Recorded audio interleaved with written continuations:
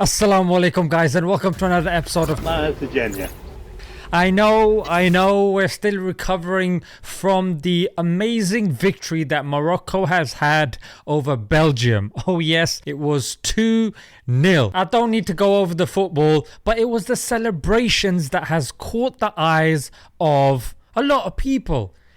I've even seen non-Muslims. There's a Twitter handle, ESPN. Even they've posted players of Morocco celebrating with their mothers. Other players taking their daughters and their sons on the pitch. And for those of you that don't know and that have been hearing only negative things, so this is one of the 5 things that Islam came to preserve. Namely, life, religion, intellect, marriage and wealth. So marriage is treated very seriously in Islam, and anything that goes against that holds very high penalties. And the reason is, I've mentioned in numerous previous videos that couples that get separated, they are more likely to break the law.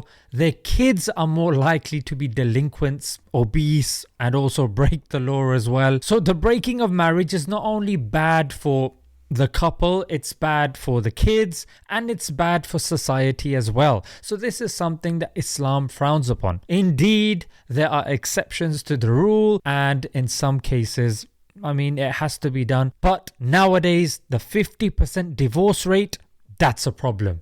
The 80% divorces being instigated by women, that's a problem. The first thing, fathers with their children. Now this is so important, that a child has their father in their life. Many statistics show that suicide, behavior disorders, people becoming rapists, these are among the things related to people not having fathers. This is amongst many other research to show that women that don't have fathers grow up having daddy issues and commitment issues. So fathers, please stay connected with your children, and wives, if you're separated, please do not use children as weapons, because you do not understand how detrimental that is for you and your hereafter, for the children and the father himself as well. Number 2, we saw grown men go to their mothers and celebrate with them. One such player was giving his shirt to his mother, and it reminds me of a narration of the Prophet Muhammad, peace be upon him, when he was asked,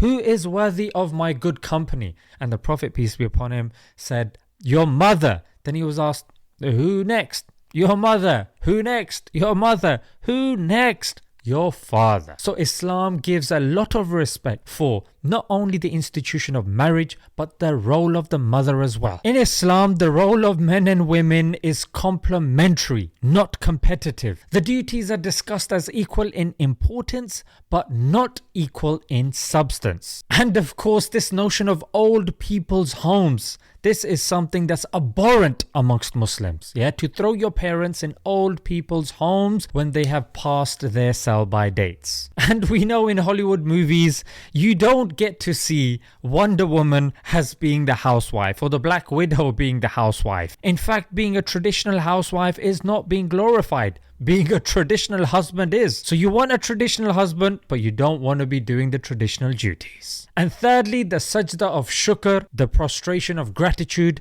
When the Prophet, peace be upon him, was pleased with something, he would do this as well. And this is narrated in Abu Dawood. And this is something that's very important, guys. Whenever something bad happens, we remember Allah. But when something good happens, we also remember and thank Allah as well. And this is something that's important for our mental health, because if you notice, whenever something good happens, your celebrations are very quick. When something bad happens, you ruminate on it for so long. So rather, we should elongate our celebrations, and we should shrink our negative experiences. Guys, let's leave it there. Until next time, Assalamu alaikum.